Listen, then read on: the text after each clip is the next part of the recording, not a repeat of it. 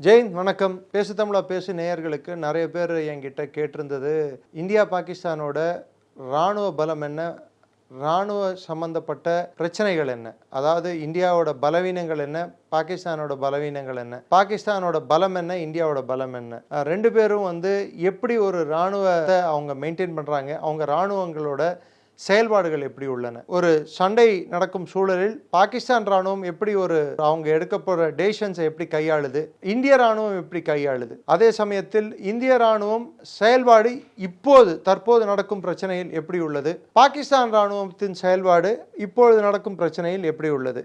அது மட்டும் இல்லாமல் ஸ்டெபிலிட்டி, அதாவது ஸ்திரத்தன்மை, நிலையற்ற தன்மை, இது நடுவில் இருக்கக்கூடிய வித்தியாசம் என்ன, ஸ்டெபிலிட்டி, இன்ஸ்டெபிலிட்டி, யார்கிட்ட ஸ்டெபிலிட்டி இருக்குது, அதாவது நிலையான தன்மை யார்கிட்ட இருக்குது, ஸ்திரத்தன்மை யார்கிட்ட இருக்குது, நிலையற்ற தன்மை எந்த நாடுகிட்ட இருக்குது. ஸோ இதை பற்றி தான் நம்ம அதிகமாக பேச போகிறோம். பேசும் எல்லாருக்கும் அடிப்படையாக தெரிந்த விஷயம், ரெண்டு நாடுகளும் கிட்டத்தட்ட ஒரே நாள் சுதந்திரம் அடைந்தன. எல்லாருக்கும் தெரியாத விஷயம் ஒன்று, இந்திய இராணுவம் கிட்டத்தட்ட 67% பிரிட்டிஷ் இராணுவத்திலிருந்து பிரிந்து வந்தபோது 67% இந்தியாவுக்கு வந்தது, 33% பாகிஸ்தானுக்கு சென்றது. அப்பேற்பட்ட சூழ்நிலையில் பொருளாதாரத்தில் கணக்கெடுத்து பார்த்தால் 83% அன்று பிரிட்டிஷ் விட்டு சென்ற வருவாயில் இந்தியாவுக்கு வந்தது. 17% ஈஸ்ட் பாகிஸ்தான், வெஸ்ட் பாகிஸ்தான் இரண்டும் சேர்த்து அவர்களுக்கு சென்றது. ஸோ அன்று இருந்த சூழ்நிலையில் ICS அவர்களின் அரசாங்க அதிகாரிகள் பாகிஸ்தானுக்கு சென்றவர்கள் 100-110 பேர் மட்டும்தான். அதே இந்தியாவில் அதிகபட்சமானோர் இருந்தார்கள். ஸோ பாகிஸ்தானில் அதிகார எந்திராங்கம் முதலே இராணுவத்தை நம்பிதான் இருந்தது. ஸோ அங்கே ஸ்திரத்தன்மையின் முதுகெலும்பே இராணுவம் என்று மாறிவிட்டது. அதே இந்தியாவில் எடுத்து பார்த்தீங்கன்னா ஸ்திரத்தன்மையின் முதுகெலும்பு ஜனநாயகம்னு சொல்லிட்டு 1952 தேர்தல் முதல் இன்று நடந்த 2024 தேர்தல் வரை எமர்ஜென்சி காலத்தை விட்டு வைத்தால் இங்கிருக்கும் ஸ்திரத்தன்மைக்கு காரணம் ஜனநாயகம் என்று நாம் ஒவ்வொரு முறையும் நிரூபித்துள்ளோம். அங்கிருக்கும் இராணுவம் ஒவ்வொரு முறையும் ஜனநாயக படுகொலைகளை செய்து கொண்டே, இல்லை ஜனநாயகத்தை பிணை கைதியாக வைத்து கொண்டே ஆட்சி செய்யும் தன்மையை கொண்டுள்ளது. ஸோ இந்த வேறுபட்ட கருத்துகளும் வேறுபட்ட அரசியல் கோட்பாடுகளும் வேறுபட்ட ஆட்சி முறை கொண்ட ரெண்டு நாடுகள் இடையே பிரச்சனைகள் என்ன, அதை அடிப்படையாக நம்ம கவனித்து பார்க்கலாம். என்ன பிரச்சனை? மதமா?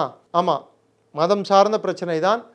இஸ்லாம் இந்துக்களும் ஒன்றாக இருக்க முடியாது என்று ஆசிம் முனிரில் முதல்ல சொன்னது ஜின்னா சொன்னது. அந்த ஜின்னாவின் கோட்பாடு படி, அதாவது இந்தியாவிலிருந்து பிரிந்து சென்று பாகிஸ்தான் ஈஸ்ட் வெஸ்ட் என்று ரெண்டு பாகிஸ்தான், கிட்டத்தட்ட 1200 கிலோமீட்டருக்கு ரெண்டு பக்கமும் ரெண்டு பாகிஸ்தான்கள் உருவானது. ஆனால் இந்தியா என்பது ஒரு இந்து வசிக்கும் நாடாக இருக்கும் பகுதியை இந்தியா என்று அழைக்கப்பட்டது. ஆனால் நாம் புரிந்து கொள்ள வேண்டிய அடிப்படை உண்மை, பாகிஸ்தான் என்பது வெறும் இஸ்லாமால் உருவாகிய நாடாக இருந்தால், வெறும் இஸ்லாமே அவர்களுக்கு பின்புலமாக இருந்திருந்தால் அவர்களுக்கு இராணுவ ஆட்சி தேவைப்பட்டிருக்காது.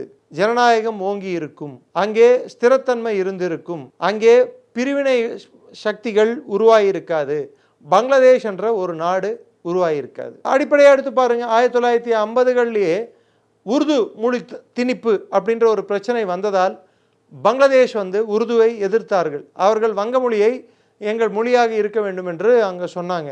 அதை ஜின்னா மறுத்ததால் அப்பயே மொழிப்போர் போராட்டம் வெடித்தது, தனிநாடு கோரிக்கை வலுத்தது. அது நாளடைவில் வெறும் 25 ஆண்டுகளிலேயே பாகிஸ்தான் துண்டாடப்படுவதற்கு அது ஒரு வழிவகுத்தது. அதே இந்தியாவில் எடுத்து பார்த்தால் மொழிவாரி மாநிலங்கள் பிரிக்கப்பட்டன.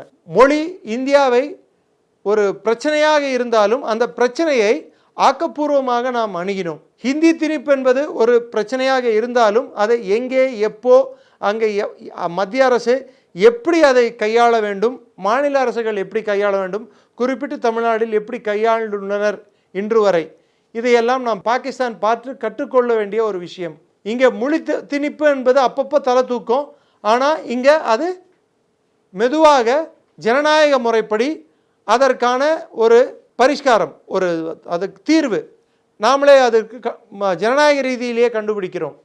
ஆனால் பாகிஸ்தானில் ஜனநாயக படுகொலைகள் ஒவ்வொரு முறையும் ஏற்படுவதால் இந்த தீர்வானது கண்டுபிடிக்காமலேயே இருப்பதால் இன்று வரை பாகிஸ்தானில் ஸ்டெபிலிட்டி, அதாவது ஸ்திரத்தன்மை என்பது கேள்விக்குறியாக உள்ளது. நான் ஏன் இந்த ஸ்டெபிலிட்டின்னு இதுக்கு அதிகம் அழுத்தம் கொடுக்குறேன்னா, எந்த ஒரு நாடில் உள்நாட்டு அமைதி, உள்நாட்டு ஸ்திரத்தன்மை, அரசியல் ஸ்திரத்தன்மை இது இல்லையோ அந்த நாடு அந்த ஸ்திரத்தன்மையை ஏற்படுத்துவதற்கு ஏதோ ஒரு கருவி வேண்டும் அவர்களுக்கு. அந்த கருவி மதமாக இருக்கலாம், அந்த கருவி இன்னொரு நாட்டின் மீது வெறுப்புணர்வை தூண்டுதலாக இருக்கலாம். ஸோ பாகிஸ்தான் ரெண்டுத்தையும் கையாண்டு இருக்கு. உதாரணத்துக்கு, இந்தியாவில் இந்து மக்கள் அதிகம் வசிக்கிறார்கள், இங்கே முஸ்லீம்களுக்கு பிரச்சனை இருக்கிறது அப்படின்னு ஒரு இல்லாத ஒன்றுத்தை கிளப்பி விட்டு அரசியல் ஸ்திரத்தன்மையை அங்கே ஏற்படுத்த பார்த்தாங்க. பாகிஸ்தானுக்குள்ள ஒற்றுமையை ஏற்படுத்த பார்த்தாங்க.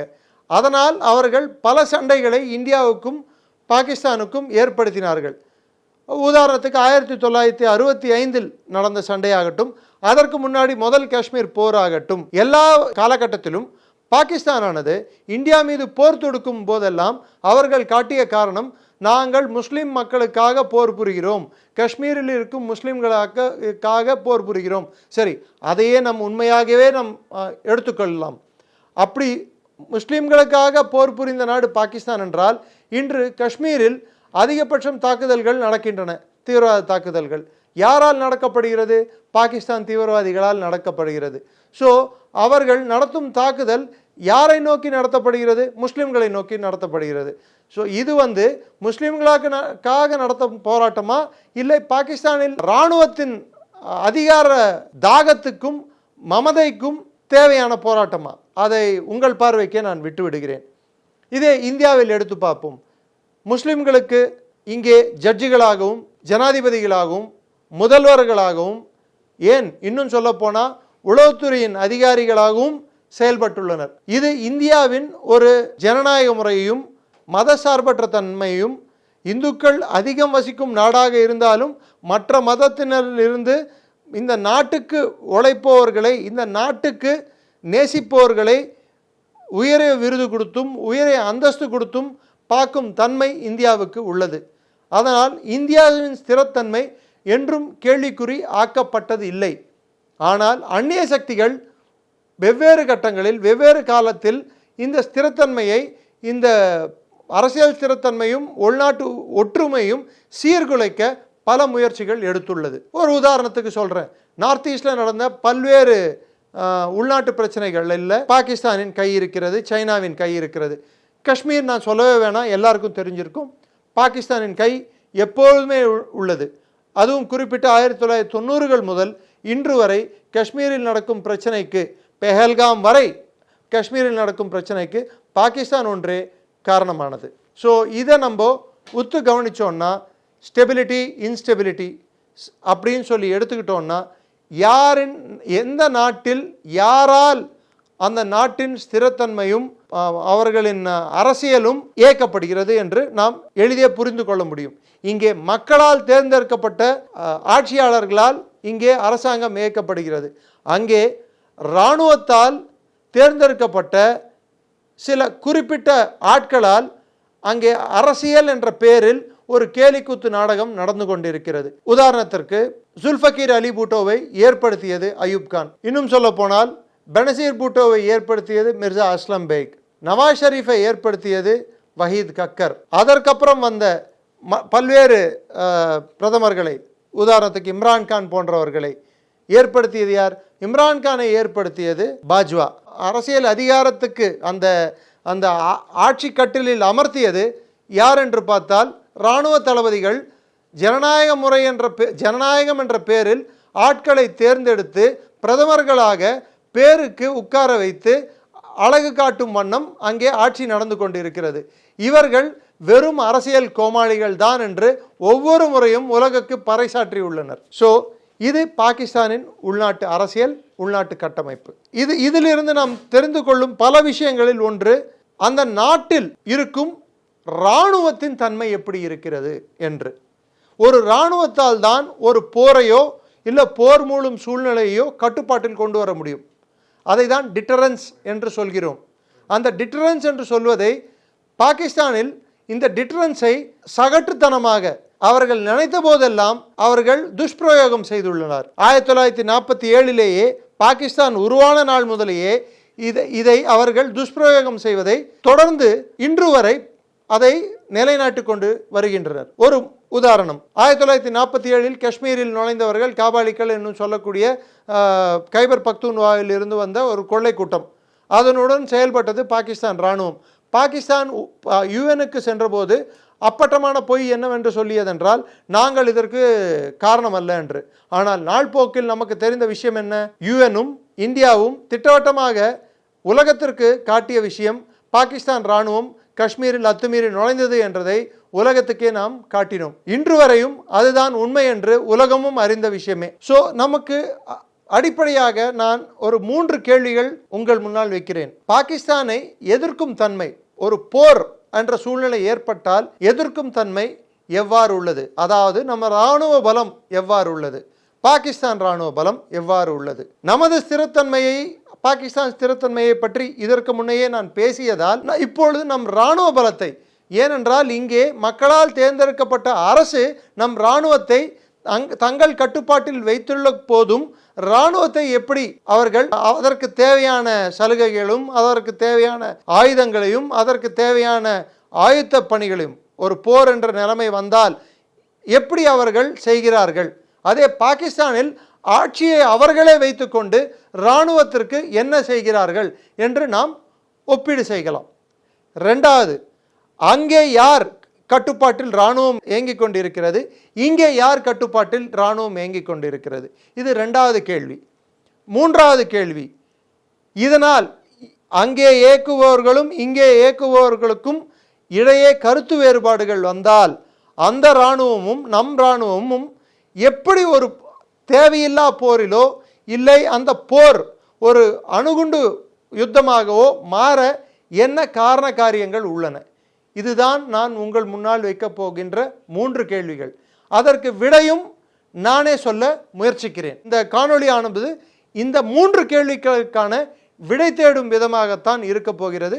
அதற்கு நான் திட்டவட்டமான சில விடைகளை சொல்ல முயற்சிக்கப் போகிறேன். முதலில் நமது இராணுவத்தின் கோட்பாடு என்ன, நம் இராணுவத்தின் போர் தந்திரம் என்ன, நம் இராணுவம் இயங்கும் முறை என்ன. 1947 முதல் இன்று வரை நம் இராணுவம் மக்களால் தேர்ந்தெடுக்கப்பட்ட அரசின் கட்டுப்பாட்டில் தான் இயங்கிக் கொண்டிருக்கிறது. அந்த அரசானது நம் இராணுவம் செயல்படுவதற்கு ஒரு சுதந்திரம் அளித்துள்ளதா, அது செயல்படுவதற்கு தன்னிச்சையாக செயல்படுவதற்கு ஒரு போர் என்று ஒரு நிலைமை வந்தால் அரசு என்பது ஒரு இலக்கை கொடுக்கும், அந்த இலக்கை நோக்கி இராணுவம் எப்படி அதை செயல்படுத்த வேண்டும், எப்படி அவர்கள் ஜெயிக்க வேண்டும் என்பதை இராணுவத்திற்கு அந்த அதிகாரம் வழங்கியுள்ளதா என்று நாம் பார்த்தோம் என்றால் இது கொஞ்சம் ஒரு பிரச்சனைக்குரிய விஷயமாகத்தான் இருக்கிறது. உதாரணத்துக்கு 1962 இராணுவத்துக்கு கொடுக்க வேண்டிய அதிகாரங்களையும் உபகரணங்களையும் தேவையான பலத்தையும் கொடுக்க தவறிய அரசால் நாம் சந்தித்த பின்னடைவுகள் அதிகம்.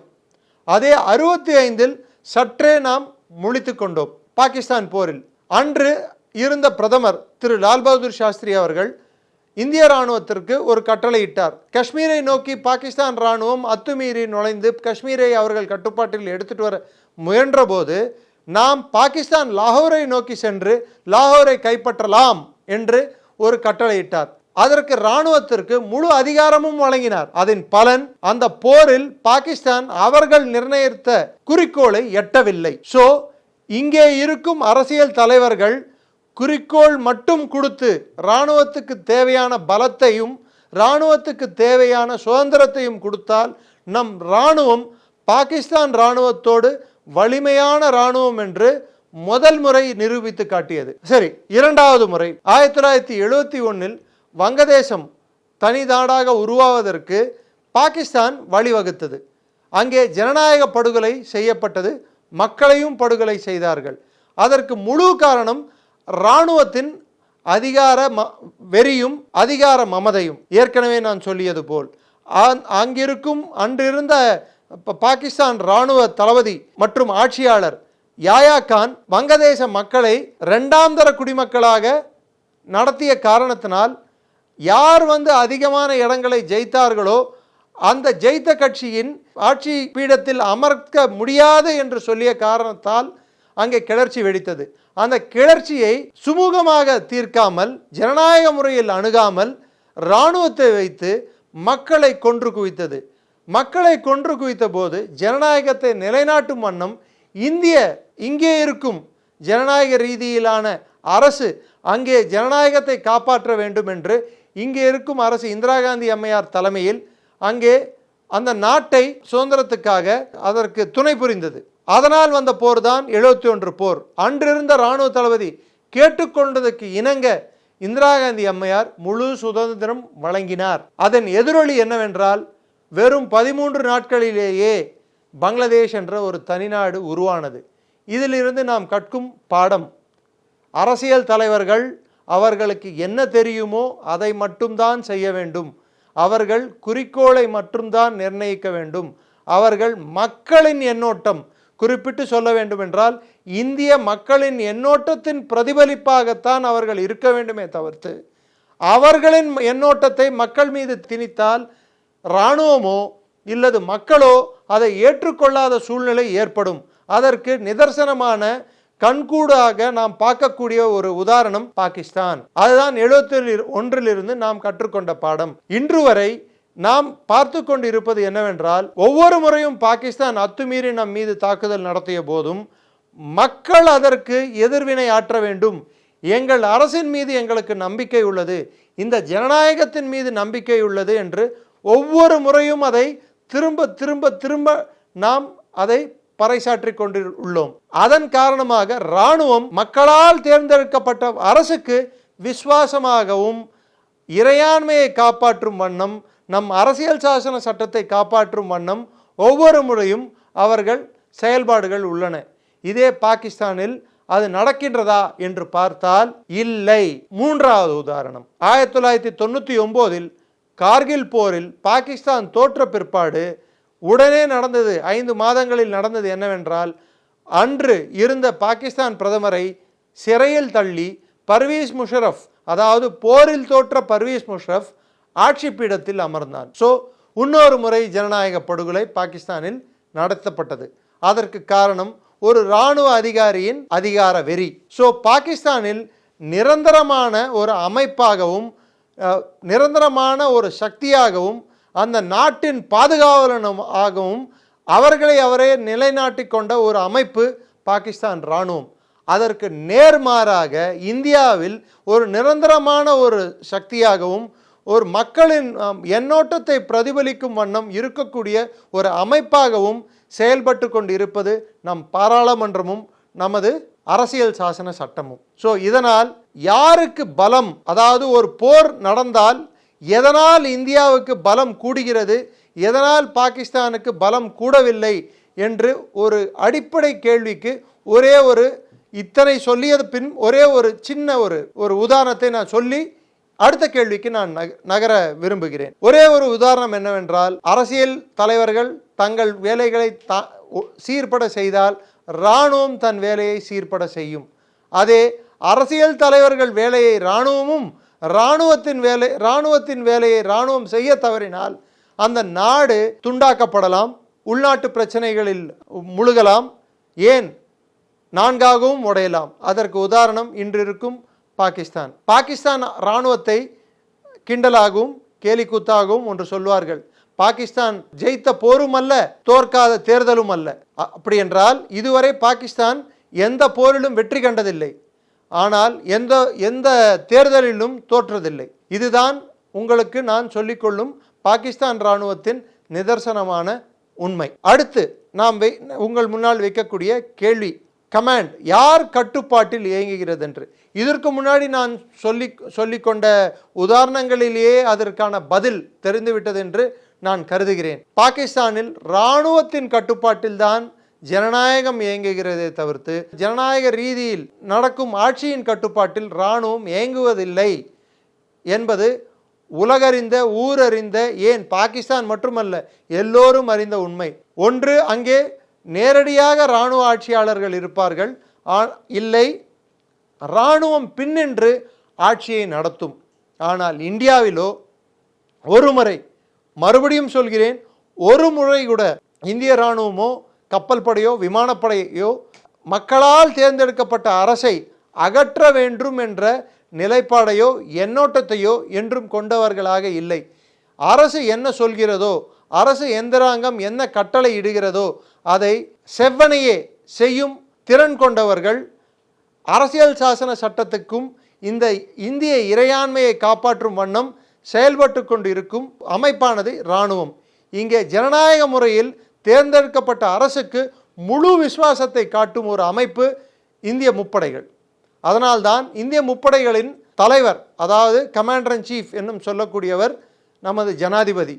இந்திய முப்படைகள் யார் சொல்வதற்கு இணங்க அவர்கள் வேலைகளை செய்யும் என்றால் பிரதம மந்திரி மற்றும் அவரின் அமைச்சர்களின் சொல்காட்டுதலுக்கு இணங்க பல விஷயங்களை அவர்கள் செய்வார்கள். அது சர்ஜிக்கல் ஸ்ட்ரைக் ஆகட்டும், அல்லது ஒரு கன்வென்ஷனல் வார் ஆகட்டும், இல்லது தேவைப்பட்டால் ஒரு அணுகுண்டு போராகட்டும், எதுவாக இருந்தாலும் இங்கே ஜனநாயக முறையில் தேர்ந்தெடுக்கப்பட்ட அரசின் பரிந்துரை பேரில் தான் அவர்கள் செயல்படுவார்கள்.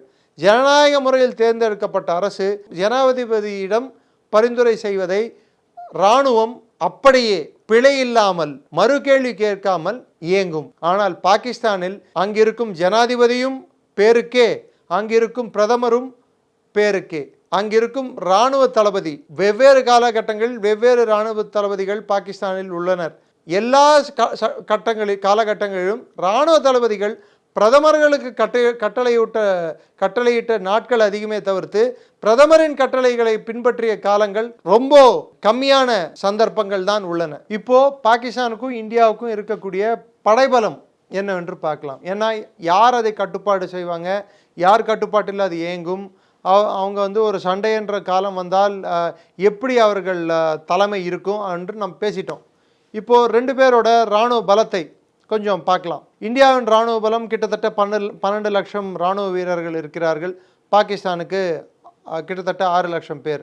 அதே இந்திய கடற்படையானது கிட்டத்தட்ட 70,000 பேர் இருக்காங்க, பாகிஸ்தான் 37,000 பேர்.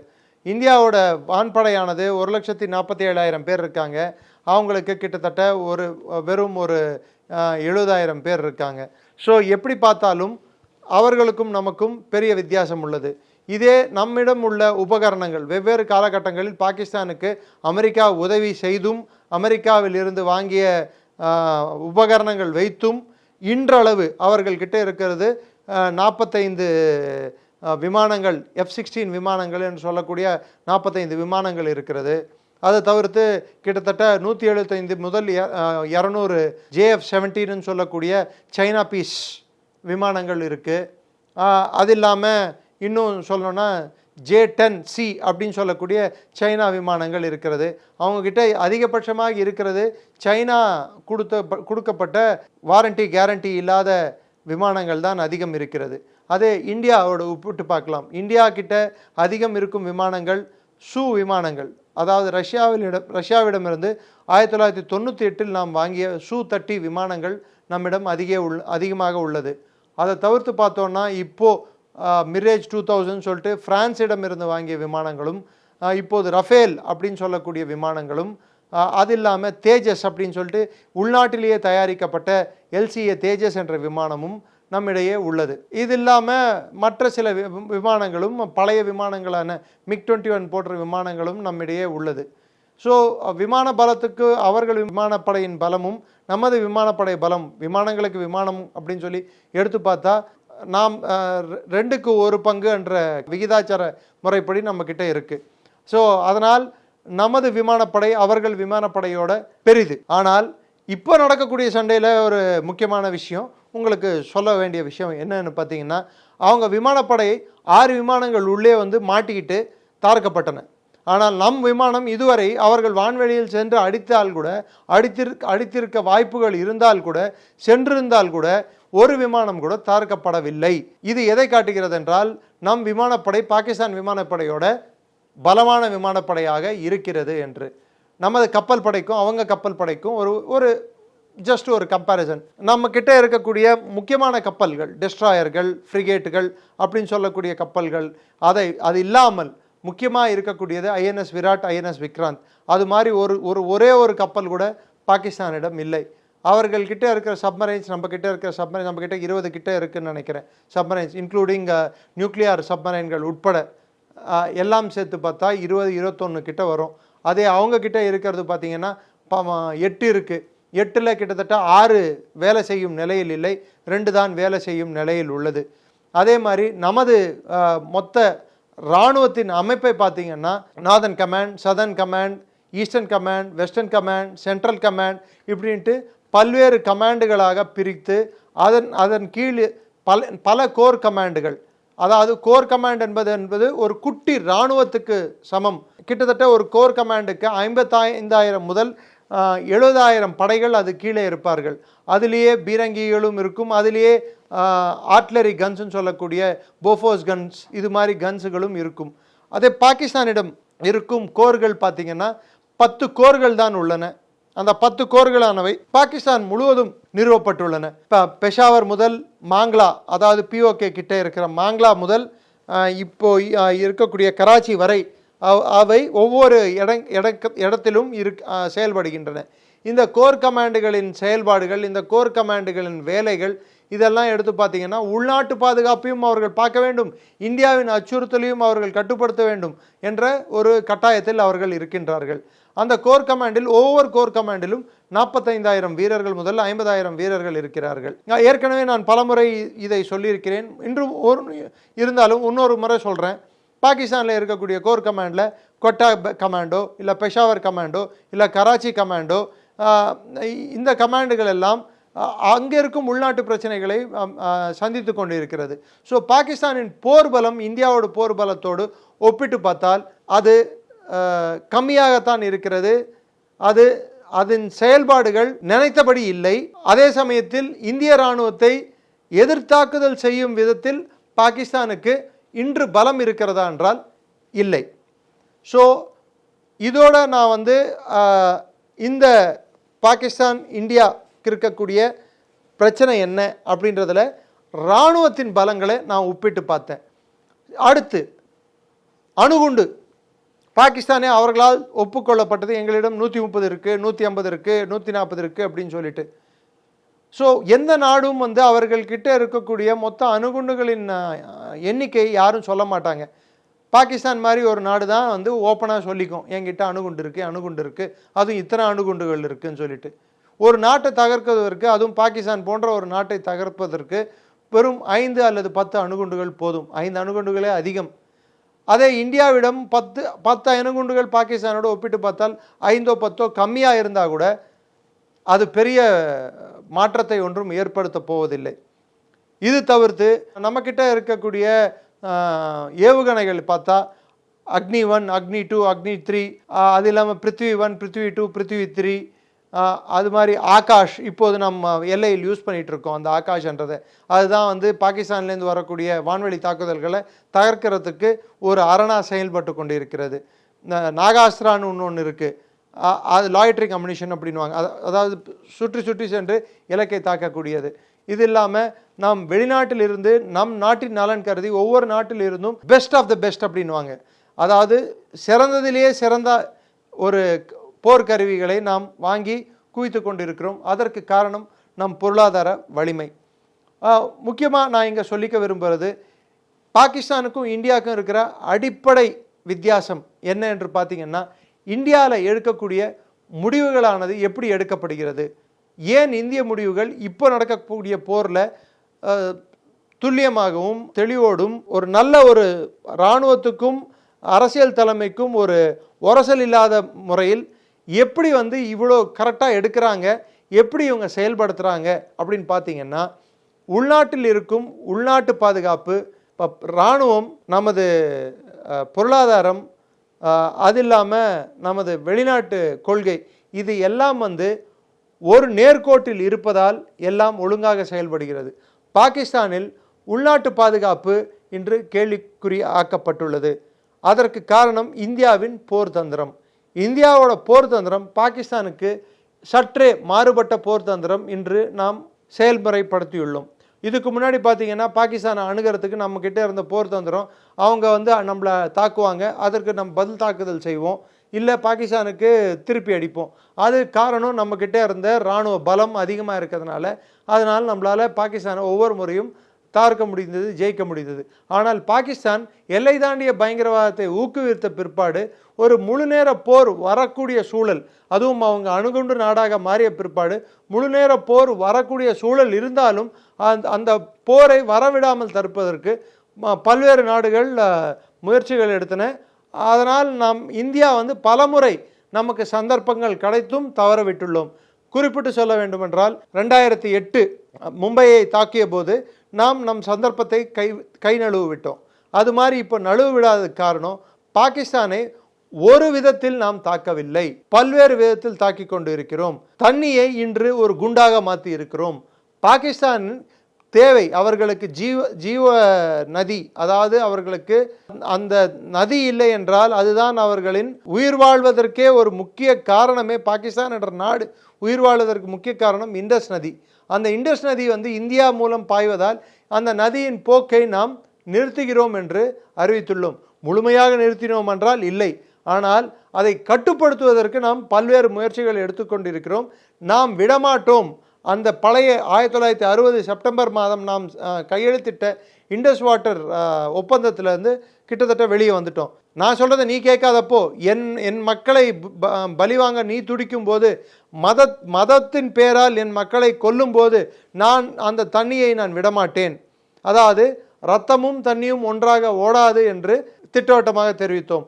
அதனால் நம் இராணுவத்தை முழுமையாக அனுப்பி பாகிஸ்தானை பழிவாங்கும் எண்ணத்தோடு நாம் செய்யவில்லை. துல்லியமான தாக்குதல்கள் அப்படின்ட்டு ஒரு கான்செப்டை எடுத்துகிட்டு வந்தோம். அதுதான் சர்ஜிக்கல் ஸ்ட்ரைக்ஸ். அந்த கான்செப்டை ஒரு பக்கம் எடுத்துகிட்டு வரும்போதே இன்னொரு ஒரு விஷயத்தை நம்ம கையாண்டோம்.